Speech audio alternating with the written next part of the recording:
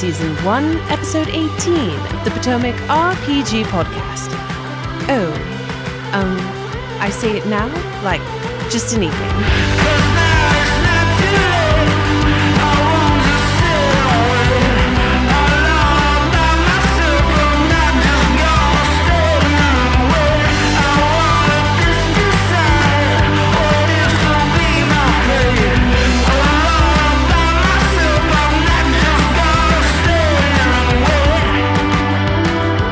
Welcome one and all to the Potomac RPG Podcast, your source for old news, tired conversation, and mediocre advice for all of your favorite tabletop role-playing games. I'm your host and character who jumps down a trash chute to avoid the boss battle, Adam.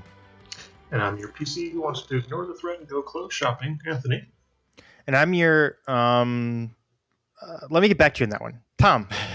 All right. Well, thank you for being on, guys. Great night last night. We had our second session and Tom's first session of Dungeon World. Really enjoying the PBTA format of that. Yeah, Anthony, I want to check in with you. How are you feeling about this new system that you're trying out? Oh, I'm really enjoying it. It takes a lot of the weight off because I think I'm noticing you running Dungeon World compared to D&D. When you have to improv in D&D, not only do you have to come up with an idea, but you also have to like quickly generate balanced mechanics behind that idea. And in Dungeon World, you just come up with an idea and just run with it. So it gives you a lot more freedom. You don't have to worry about making sure that you got all the stats correct and stuff. You just kind of go for it. And it's also a lot more collaborative. So as a DM, there's not all this pressure to create the entire world. You can kind of work with the players on it. Sure. Yeah, and I would say along the lines of improv that there is an increased pressure, I think, on the players. And Tom, I don't know what you think about this, your first experience last night, but it feels like there's, in D&D, you kind of know what your character can do and the bounds of that character. So it's makes it a little easier decision-making wise, but in a PBTA game like Dungeon World, is kind of wide open. So there's a bit of pressure for you to think of something interesting for your character. Would you agree? Yeah, I would say that a little bit. For me, this is just RP. Like this is kind of taking that running with the idea of a character and going with it and taking it to its kind of extreme. Yeah. So I think that the mechanics are a little bit they are. I agree with you that they're not important. They're not as focused, the mechanics and how that works out. But this is just one big RP to me. I didn't think that it had any kind of there's still the pressure there, but I think that the pressure for D&D is a bit more because you don't have the freedom in D&D because again, it is a pre-prepared, as Anthony said, it's a pre-prepared, scenario, situations. And as a player, when I'm doing RP, it's like, well, I don't want to step on the DM's toes by coming up with things that I don't know if they exist or not in the world. Whereas with this, I'm expected to create things as they go. So like with my character, Bartleby, I was flying by the seat of my pants. I had basically read the module as you guys were recapping the previous session. And I was like, hey, picking a name, picking things. And actually that was a lot of fun just going by the seat of my pants. And I didn't have to worry about pre-planning anything. It was as it went. And it was kind of that pure improv of, well, taking some elements and applying them. So, okay, well, his background, he had one of the skills was blacksmithing. It's like, okay, well, he has coin. He's one of the few PCs that had coin. Well, how does he get the coin? Well, maybe he's friends with a blacksmith and he's done some work on the side, and that's how he always has coin.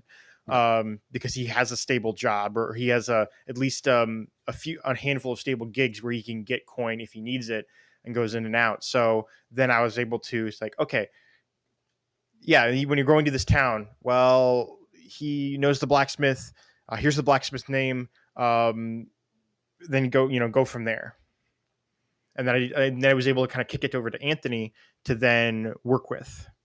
Sure. Yeah. And it's a great point, but I love the PBTA setup and system.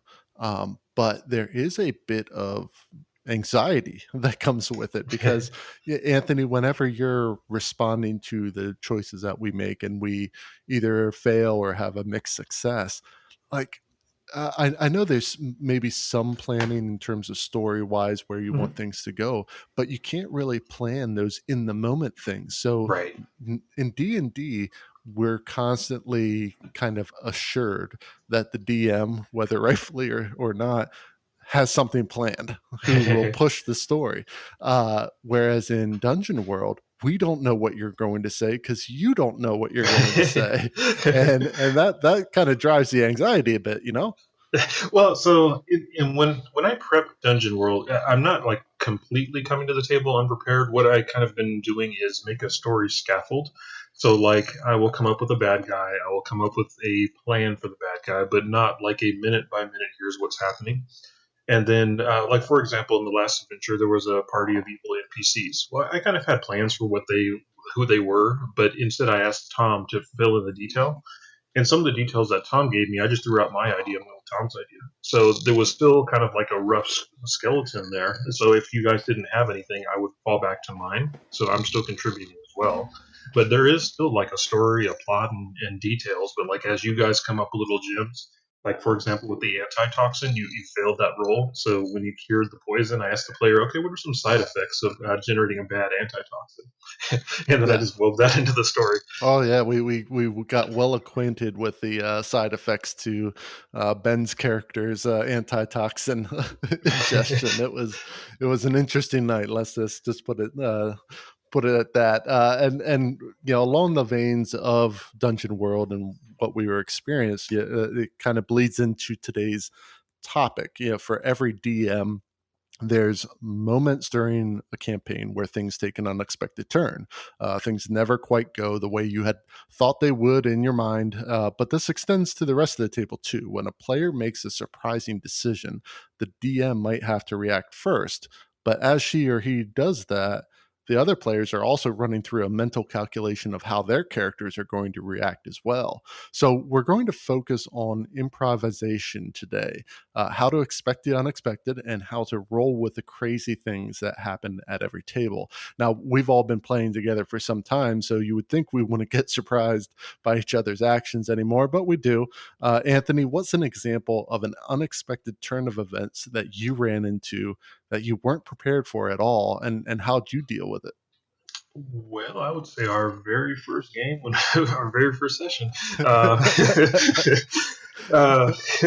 the party was supposed to quickly usher the prince onto the boat because an assassin was coming, and they were supposed to sail off, and there was going to be a whole adventure where you're kind of taking care of this tyrant prince, and the party failed to stop the assassin, and the prince got killed. So I was like, okay, that changes my entire plot arc. So. Yeah, that was a fun session. Tom, how about you? In terms of running into something you weren't prepared for as a DM, what have you run into? For me, it's often when, like, it's more the more mechanical side is when players one shot your boss, or one, you know, they come, like they're coming in and they bypass a lot of your plot lines or a lot of your stories or your puzzles, and then you're kind of like, okay, well, we move on to the next thing, but it kind of burns through a lot of your resources or pre-planned things. Sure. It's, for me, it's less the more difficult improvisation is when you're trying to manage something versus creating something. If something's not there and you just have to create it on the fly, that I'm okay with. But if something is being challenged and you have to manage it, then that gets difficult. Can you give me an example of something like that? So managing it would be, there's a window, and you know the players want to figure out how to get up to the window, and then do they have to climb, and if they climb, what's the rolls and what's the DCs for that, and then if they fail, what happens? If they succeed, what happens? Can they fit through the window? Is the window locked? And there's all these little fiddly bits that because then if they get into the window, that means they bypass half the dungeon, and they then go right and to all the boss, your work goes out the window. Well, then it's like, yeah, basically all the work goes out the window, and then, well, okay, if they bypass that, then and go directly to the boss, and they one shot the boss, and then they just leave. Or another fiddly bit would be trying D&D more of a trying to do a long rest in a dungeon. Like, okay, things encounter them.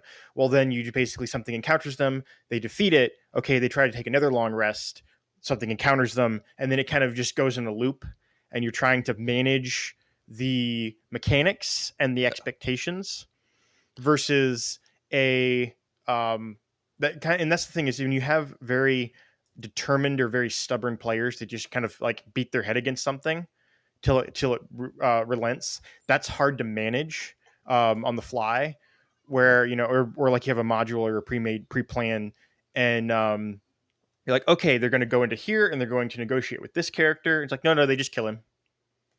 Sure.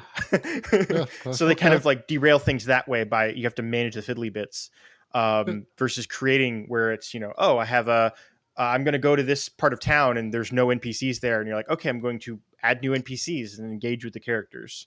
Yeah, I can definitely understand the difficulty in managing those kind of unexpected turns, and with that, let's get into some questions for the week. So the first post that we have comes from Reddit user Jazzy Muffin, who asks, "How do I improve my ability to roleplay? I'm a DM of roughly 2 years in a weekly session. We've gone through many systems, mostly because I like change, and my games are pretty much one and done quests, like a module's length. Admittedly, I am a wargamer first, puzzle effer-upper second. As a player or DM, I love doing weird stuff for the sake of it being strange, whether that be mechanics or strange character traits. The problem lies in I am totally unable to roleplay. Sure, I can roleplay where I do XYZ because the character has ABC motivations, but I can't do on-the-fly thinking. I freeze up like one of my horribly written programs when something unexpected is asked or approached. So, as a player and a DM, how do you do it? How do you not spend a minute trying to process what they've said and how to reply without being a machine? My fellow DMs I play with do it so easily, even someone who only started a few weeks ago. Crap, this post sounds depressing. I guess I'm just frustrated with myself. I make characters that I think I'll enjoy, but then I'll choke and only say a few words. Thanks in advance, even if the answer is get good." So, this is pretty common stuff. Like a lot of people run into this. So, understand the frustration here. Tom, this question seems to be more about thinking on your feet and improvisation rather than role play specifically. So, how do you deal with doing things on the fly? Get good. I'm kidding. No, you. So for me, I actually struggle with this very problem, and especially when, more specifically, if there's conflict, because I'm conflict averse anyway as a person. But when when the players are this NPC is a bit too suspicious, and now they're grilling the NPC, like how do I respond appropriately? Sure. So for me, the biggest thing is I fall back on pre-made ideas that I've experienced in my life. So like if I embody a character I read about in a book, or a good example is with last night with coming with some of the NPCs for my former party, the pyromancer kid. I went from one of the Harkonnens from the Dune books. I just like, okay, this character is embodied in it, and how they respond. They're a rich, very psychotic, masochistic individual, and I threw that out there, and it was a very interesting, very weird character. But how would that play out? Sure. And I kind of, if you embody the character and have an idea of how they're interacted, again, from pulling from literature and because normally, especially with books and stuff, if you have a character that's been already fleshed out and how that character works in that context, then you can just bring that into a new context. Are they what are their traits? Are they aggressive? Are they passive? Are they argumentative, stubborn?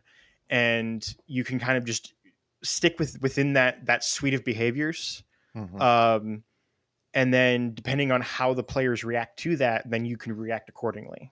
Yeah, because Jazzy's question is kind of it sounds like they have the motivation down. They can make choices based on those motivations, but is that in the moment? What do I say?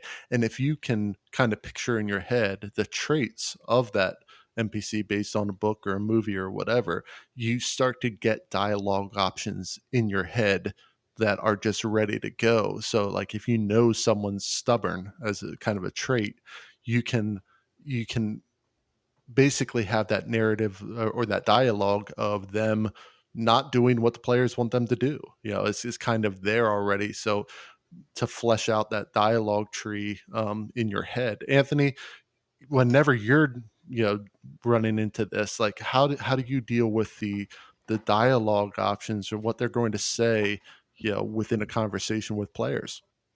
I'll admit this is a tough area for me as well, and I think running Dungeon World lately has been a help. I think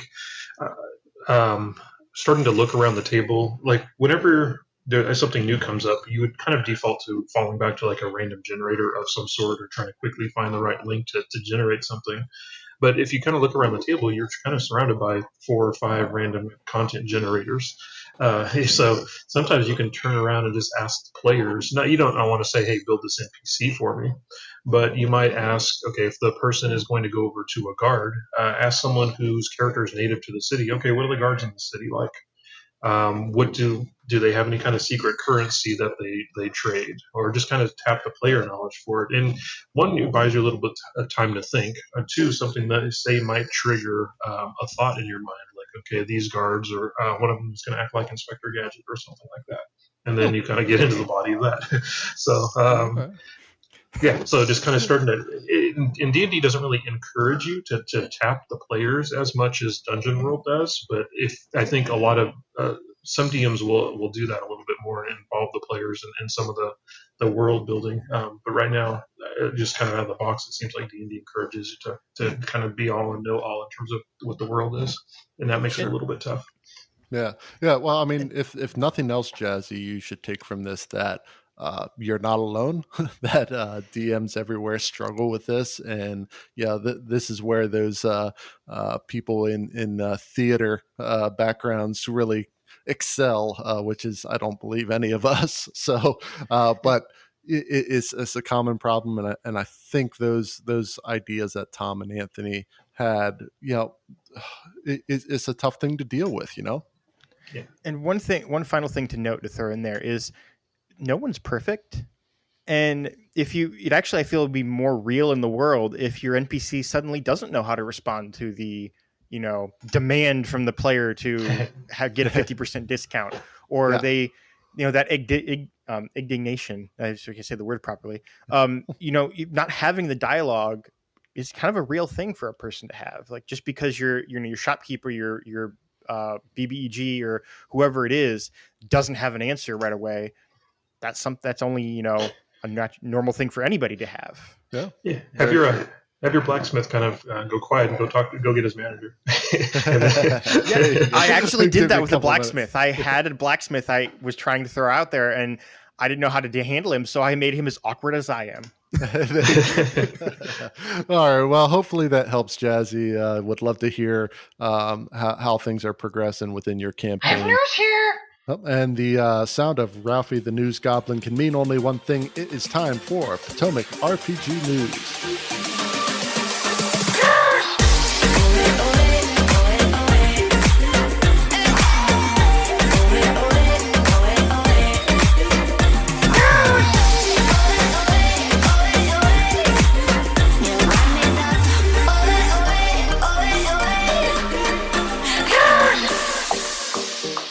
All right, so there are a few items that hit this week. First up, Wizards has people buzzing after they posted a 19-second MP3 to their Discord server. It was of a woman cackling, and the file name is titled Feather and Tart. Christian Hoffer over at comicbook.com has an article up about it.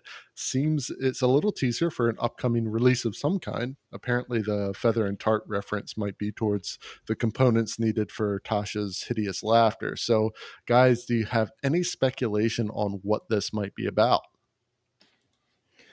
So I actually just saw a YouTube from Nerd Immersion YouTube video where they talked about this a little bit, and a bit of interesting D&D history is right there. So Tasha is actually a Gary Gygax creation. Her actual name I can't pronounce. It's like Igwilv. It's Iggwilv, but everyone calls her Tasha because it's so much easier. Huh. But she is from the Greyhawk setting, and she's the ultimate evil sorceress villain. She's basically how like Volo and a lot of you of these other very powerful wizards that wrote books. She is the evil version of that, and she's most notably known for making the Demonomicon. So basically, she went through, I'm assuming, the Abyss and wrote all about demons and studied them and everything.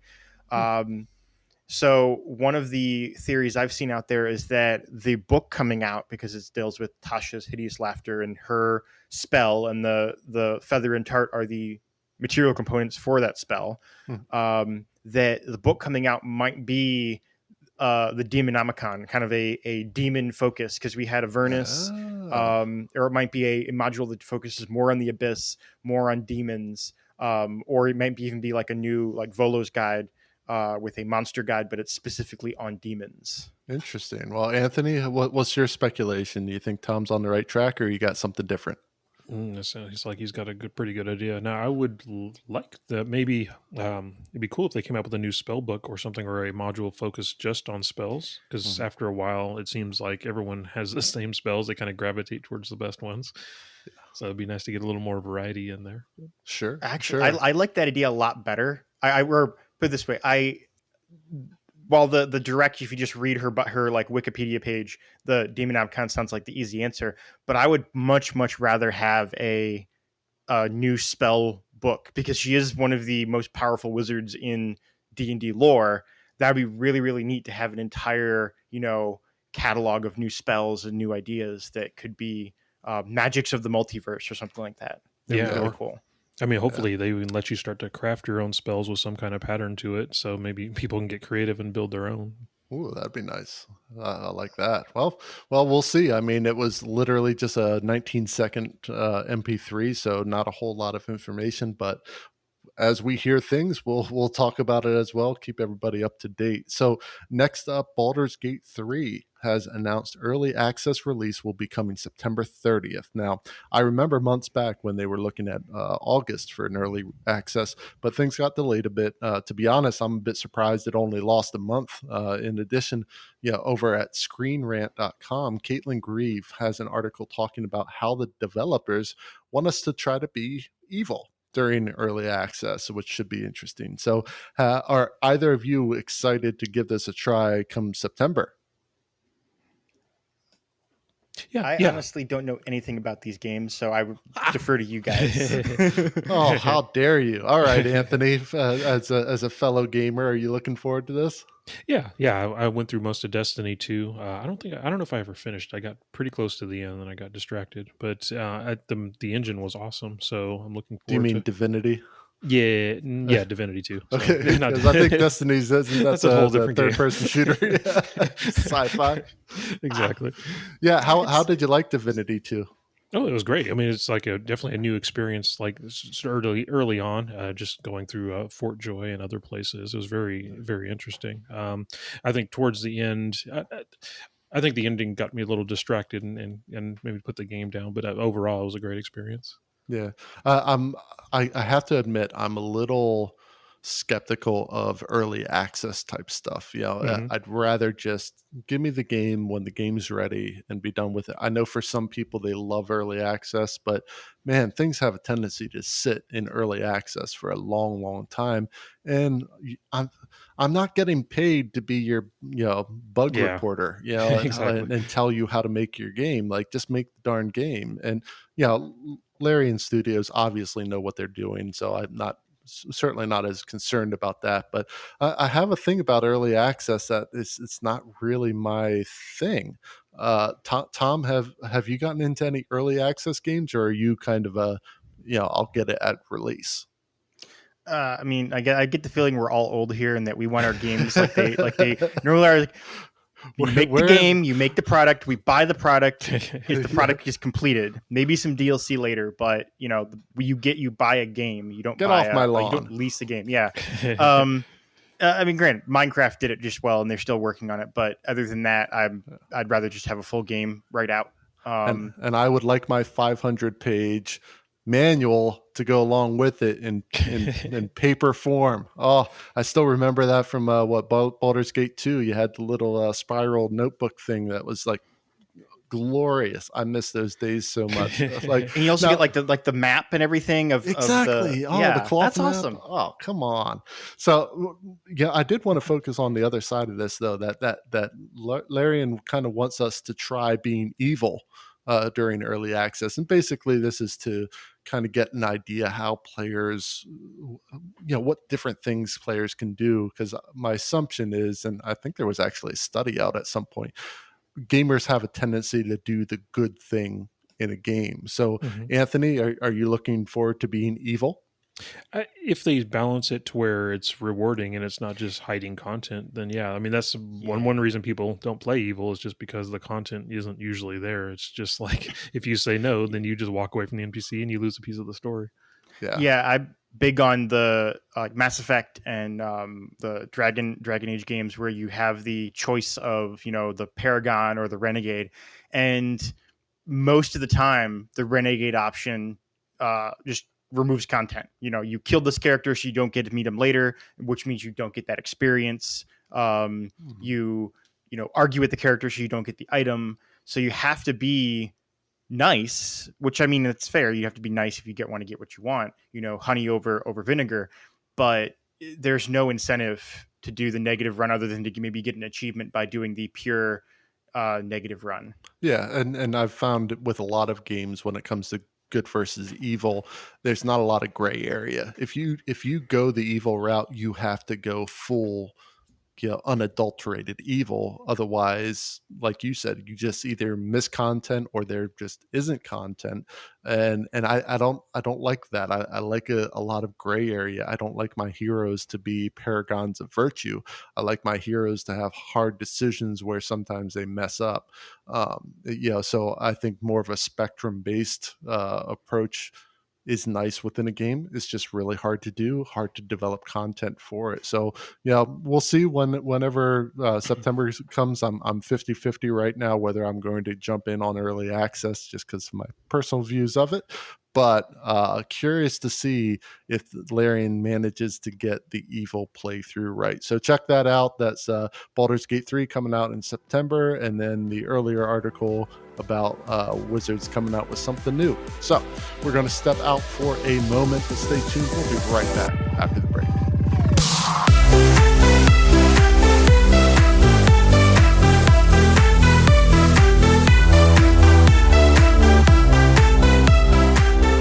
As any tabletop role player would know, coffee is an essential commodity for those 4-hour sessions we all go through. And a great place to get that coffee is foundfamiliar.com. Found Familiar is a couple of people with a passion for coffee creation and D&D, and they've teamed up with favorite artists from all around the world to bring specialty grade coffee that celebrates the creativity sparked by Dungeons & Dragons and other TTRPGs. Use the coupon code Potomac RPG, all one word, at checkout for 10% discount on your purchase. That's at foundfamiliar.com. And with that, let's get back to the show.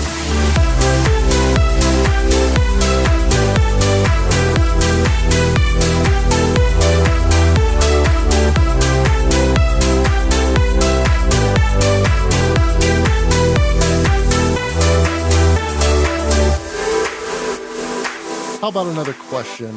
This post comes from Reddit user Ms. Wednesday, who asks, "Help, I'm now teaching an in-character improv class. Okay, this is a weird one. I have a 5-person party that's primarily level 7. We've been playing for a while, and they are currently on the run from 2 major political powers in this world with a quest to free a demigod. 2 sessions ago, they beat some warlocks terrorizing a town, and as a result, got disguised self hats with the intention that they'd use those to sneak out of town and make their way to the prison where the god, and therefore the plot, was. Here's where things went off the rails. As flavor when introducing the town, I mentioned the things they passed by on the way, in which included a small community theater. It was a total throwaway, except that the bard of the party remembered this and decided that the party should get acting lessons from whoever ran the theater as a way to improve their disguises and deception.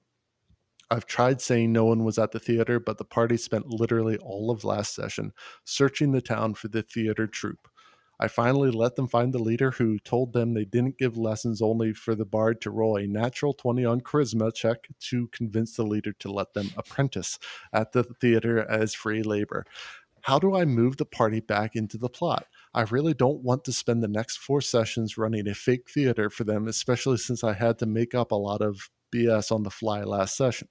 Any advice? So, Anthony, she improved a community theater, and now we got a bit of a waiting for Guffman situation happening. Any advice that you can give Ms. Wednesday?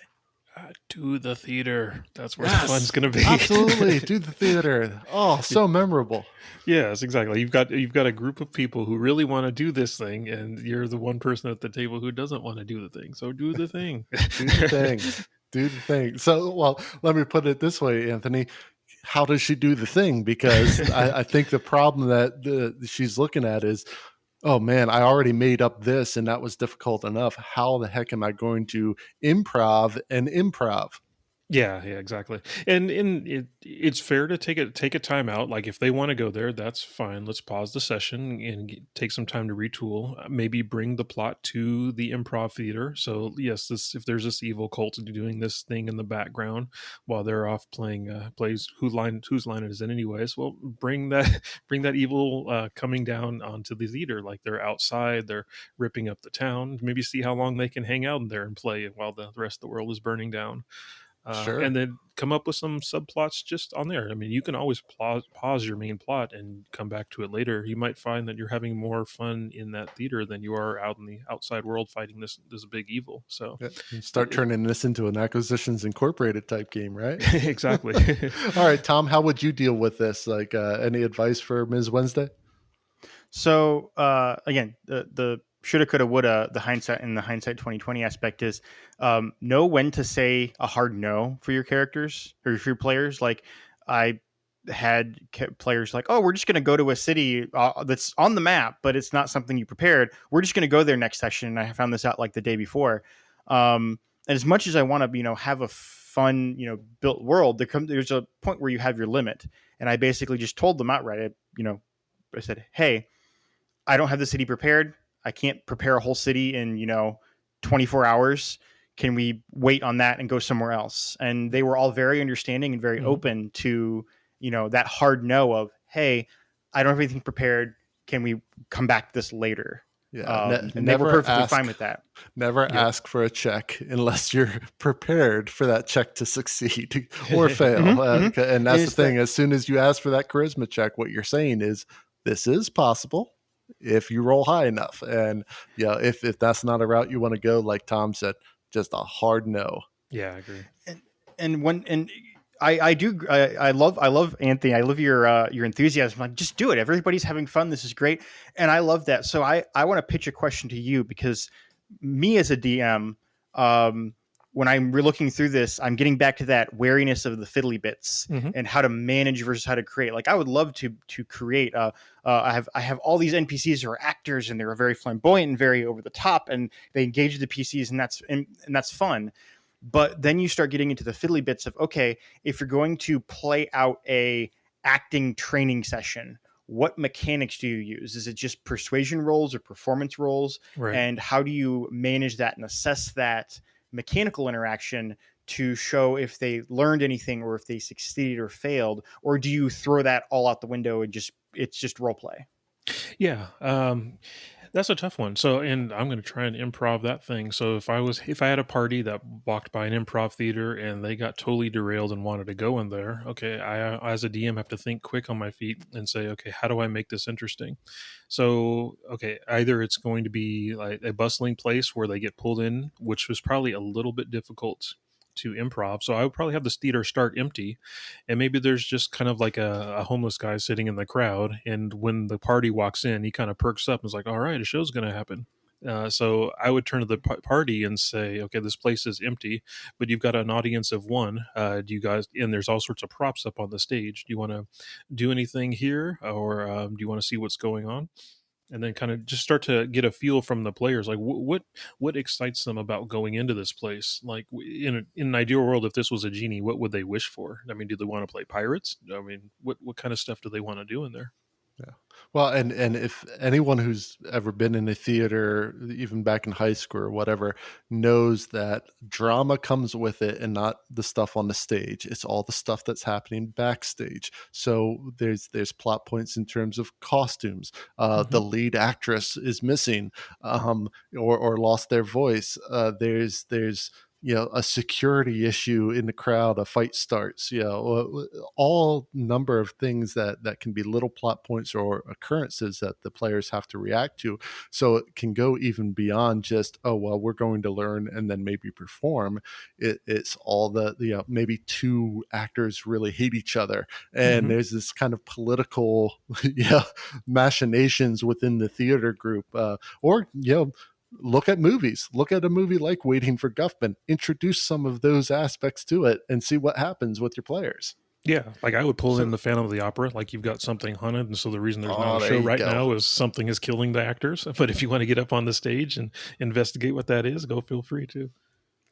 And I don't know the name of the quest, but in The Witcher 3, there's actually a whole don't spoil it. side Spoiler quest. alert. Spoiler alert. There's a side quest where you have to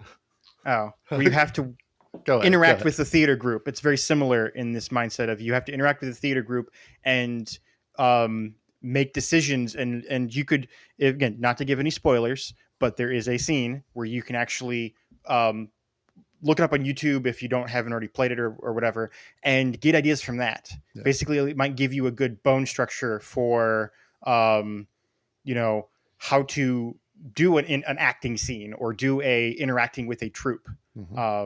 To like Anthony, I loved your idea of, okay, there's people in the audience. Again, my mechanical fiddly bit mind is going forward with, okay, you have one person in the audience, they do a scene or they do either one that you have them do that the actors want them to do, or they have to make up their own. And depending on how their checks go, they get more people in. Exactly. Yeah. He goes and gets his other friends and the crowd starts to fill up. Make some money.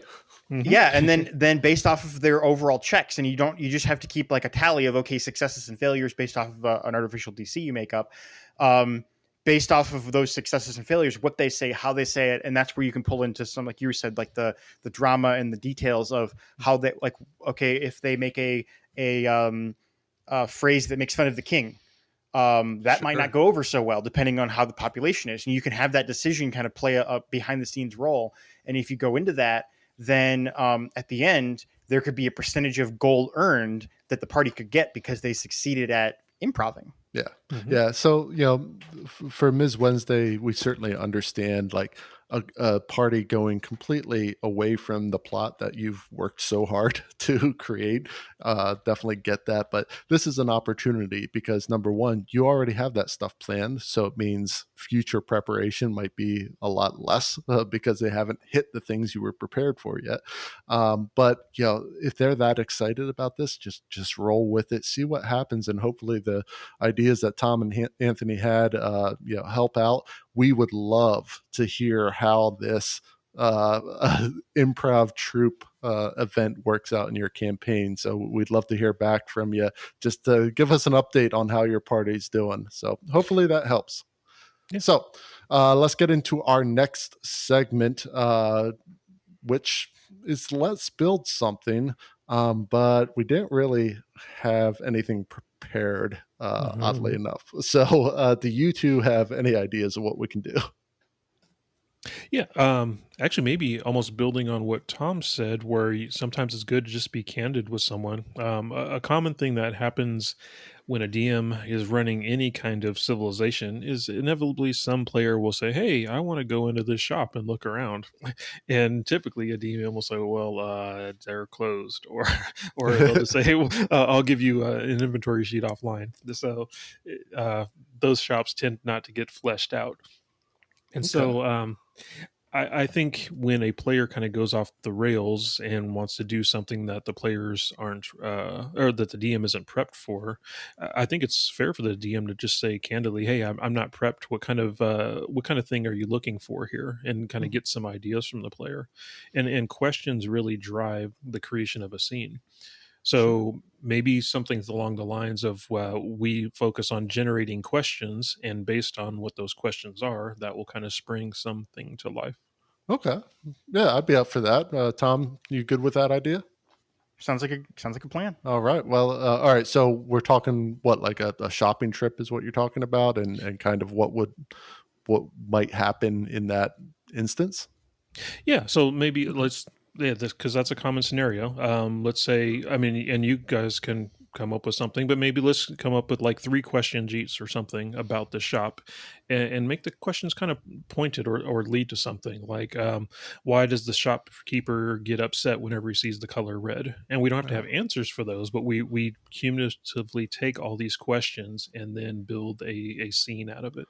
Gotcha. So okay. So in this case, let's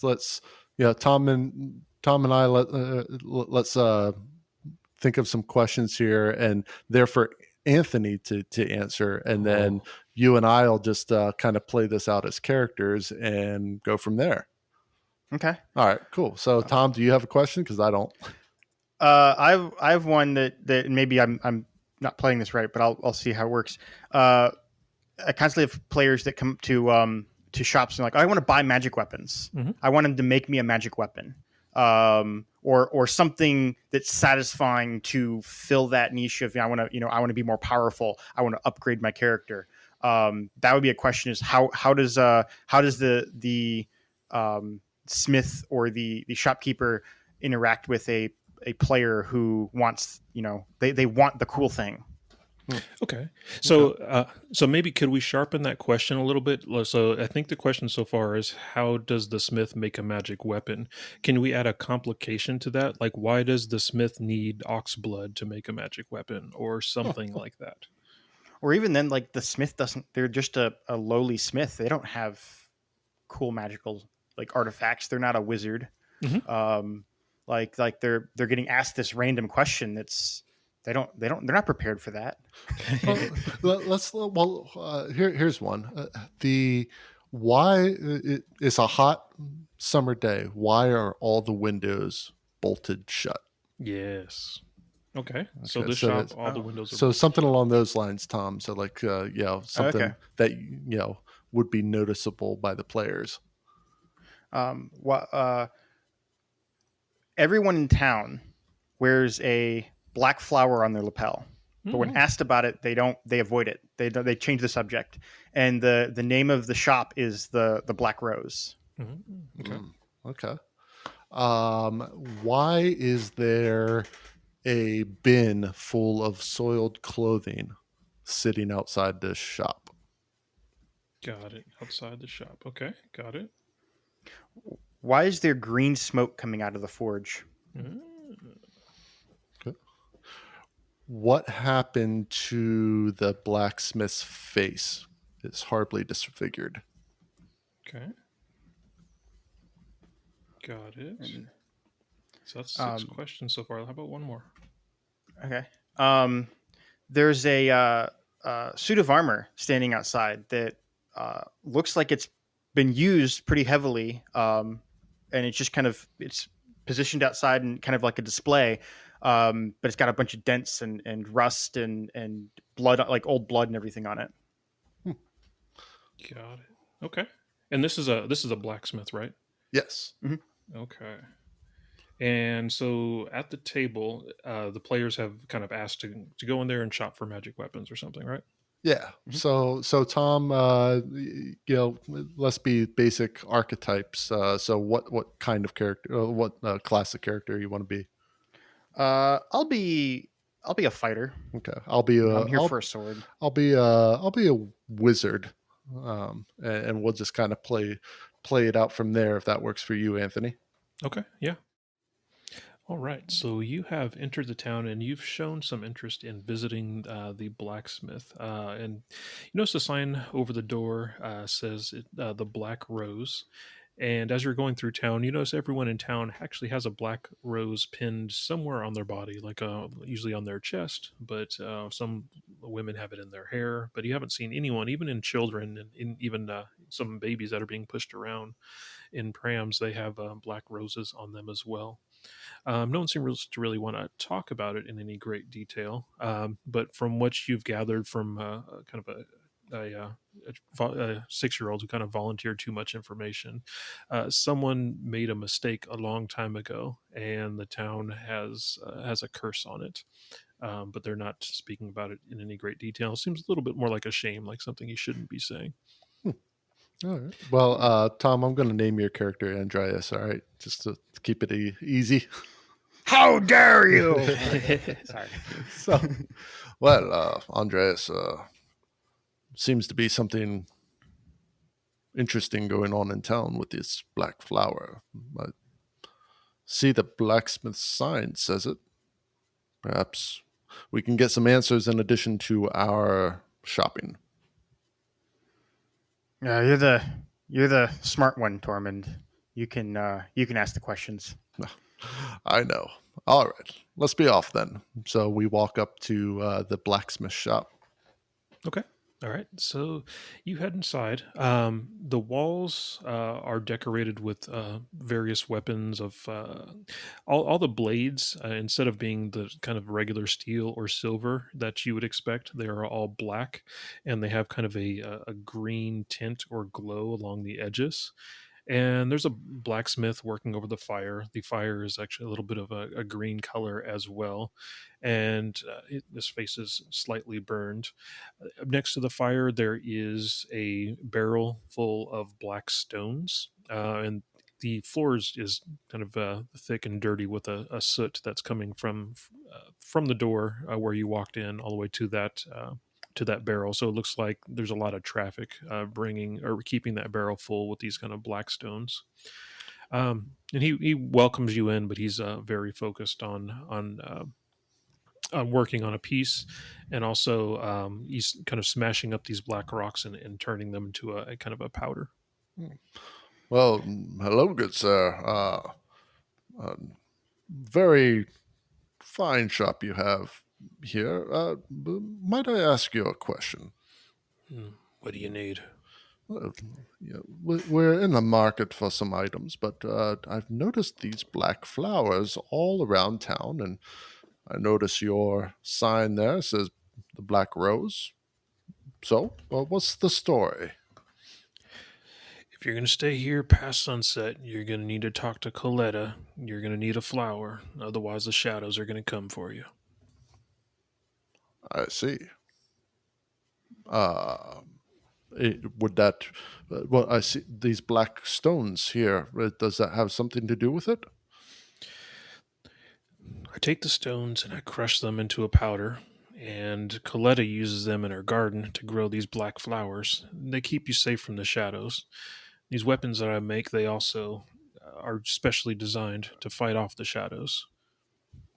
Ooh, well, that So how much for the magic sword? They come with the sword is free, but you have to pay a favor for it. Pay a favor? What kind of business are you running here? One that needs to stay alive. What? Yeah. Free gold for no gold for this? I'll take it, sure. What's the favor, Andreas? You can't just agree to something without knowing what you need to do. But it's a magic sword. I know it's a magic sword, but that doesn't mean you just agree. He could ask us to do anything. So, good man. Maybe kill something with the magic sword. What is it that we need to do to get this sword that Andreas is so fixated on? We're short on weapon or on manpower and fighters. If you want the sword, you can have it, but you've got to guard our post for a week. An entire week? Here? Absolutely. I'll gear you up. I'll train you on it, but you got to hold down the fort for a week. Andreas, I think I'm going to regret this. Sounds boring, but I mean, you can read all your fancy books and everything, so. Well, not bad, guys. That was pretty cool. A shopping trip has now turned into not only a magical item in which we have to spend a week here, which will develop its own plot points. We know there's a curse on the town.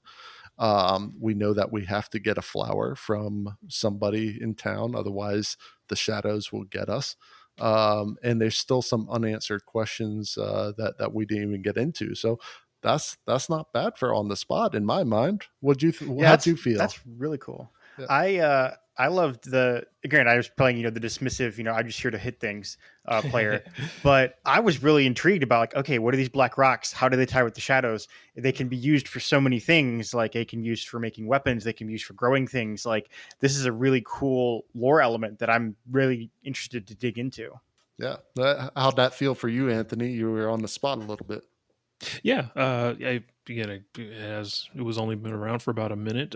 So as you continue to dig into it, like if the players decide not to actually do it and dig in, then we've got to generate more questions, like who are these shadows? What are the curse? Why is everyone afraid of it? All that kind of stuff. But yeah, I think it has a nice little side quest kind of thing going, and you can kind of take this kind of pattern and apply it to anything. Just generate some interesting questions, and that kind of fills in the shop. And if the players don't want it, then at least there's a shop there, remember? Yeah, and I think it's good, like because this is on the spot for the listeners to realize that this isn't easy. We all kind of struggle with it, and you could feel that awkwardness right at the jump, and like, okay, how do we do this? And then by the time the scene was ending, now it's starting to feel right. Now it's feeling like we're going somewhere, and that's how your table will likely feel as well, where it's a matter of, okay, little uncertainty, not sure how to proceed, and then things just start falling into place. And I think that's good to hear other tables go through as well, so that it's never going to be a critical role set up every time. We're going to have to get a little dirty, get a little clunky with things, but it all works out in the end. So well done, Anthony. Well done, Tom. That was let's build something. So let's get into our last post of the week. This comes from Reddit user Slide Whistler, who asks, while yes and is a popular DM improv strategy, no but is equally as important. Say a player wants to leap over a large chasm. If the chasm is clearly too big to jump across, you can tell them that it won't work. Don't ask them to roll if they can't succeed on a D20. We learned that lesson in our last question. Nothing sucks more than a creativity killing DM. Another example when you might say no but is when a player is trying to insight check someone. Of course, you wouldn't be able to tell exactly what someone's motivations are just from observing someone's body language. The character might notice that the NPC always keeps his hand near his coin purse, which could mean several things, like maybe he is suspicious of the party, or maybe he's just greedy. An insight check won't tell you who is the secret big bad evil guy, but it might show you what kind of person they are in relation to their surroundings. So, Tom, as a newer DM, what do you think of this no but strategy that Slide Whistler mentions? Being a new DM, I have a habit that I've made the mistake of saying yes too much. Because I'm like, oh, I'm going to be the cool uncle DM who says yes to all the things that every DM, whether it's DMs I've actually had or like YouTube, recommendations for DMs and everything, have said no to. They said no for a reason. So I'm learning slowly the no but.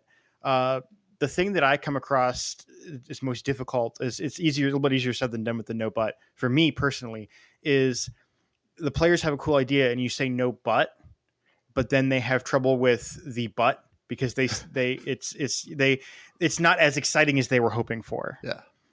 So that's for me, it's more of the struggle of how to, they're excited about their idea or what they wanted to do, and you say no but, then the but is kind of a consolation prize. And I think it's something that's necessary, but I myself even struggle with making that but just as exciting as the yes would have been. Sure. Well, what about you, Anthony? Do you make use of this strategy or do you have any feelings about it? Yeah, Yeah, that's a tricky one. Like, there's some where you were expecting them to do a foot chase, and they see a cart on a hill, and they decide, okay, we're gonna take this cart and go Mario Karting and chase this guy down. And it's like, oh, that's a cool idea. It's gonna totally derail the chase scene I had in mind. So you want to say no, but it's on blocks and you can't take it, but you can chase after on foot. So some of it is getting comfortable with improv, and also thinking that if you allow them to roll and they fail, you actually can still let them succeed, but you can actually have that failure trigger something else. So, for example, if someone wants to flip across the rickety bridge like Harley Quinn, and you're thinking that a failure means they fall into the gorge. Well, maybe you don't want that to happen. So that's too of an extreme of a failure. But you can have it to where if they roll poorly on their dexterity check, they still do it. But that failure kind of results in the environment changing. So maybe the person took a little bit too long, and now an arrow flies out of nowhere at somewhere in the party. And same thing with like lockpicking. You have that situation where they just want to try it over and over again until the roll succeeds. But a failure doesn't have to mean that it affects only that little limited circumstance where you're picking a lock. Like, there's only so many things that can happen if you fail a roll on barging down the door. You're just going to try it again until you succeed. Mm-hmm. But that failure can mean you're making noise and something else is going to come for you, or someone who got an injury before, they're starting to feel a little bit sick or starting to develop an infection. You can kind of have it affect other things, and if you're taking too long, it starts to trigger stuff. Yeah, and that's a great idea in dealing with some of those checks is pulling back that viewpoint a little bit, from the 10,000 foot level to 30,000 foot, to have it affect the world around you. So, and it can be as simple as your straight up battle. So if the fighter swings with the sword but misses, you can still set things up. So maybe, do you hit that person? No, but your sword swipes against the support beam and you notice that it's weakening, and just give that idea a little bit of a bud right there that lets all the other players know, oh, the support is weak. So yeah, he didn't hit, but something happened. Something changed in the environment that now the players might be able to use. So maybe suddenly they back up and Wizard takes out that support fully and collapses the whole, roof on the enemies, or something along those lines. You can get a little bit creative with those with that no but. And I really like that approach to it, because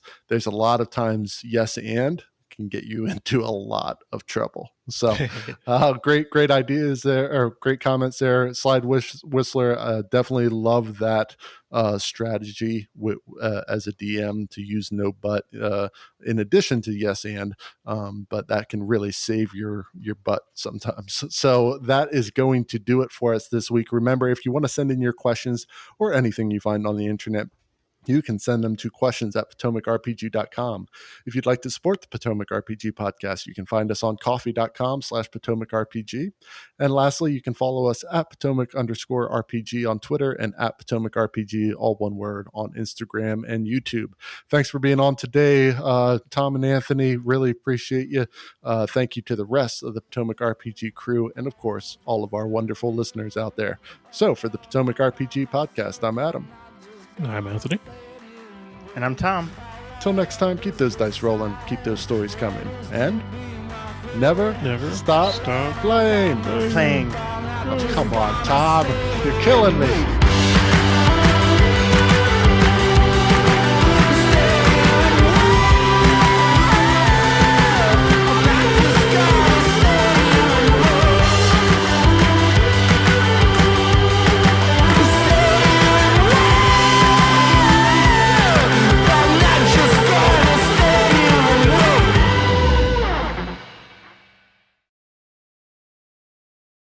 That's not how this works. That's not improv. That's not improv. I'm kidding. Still improv.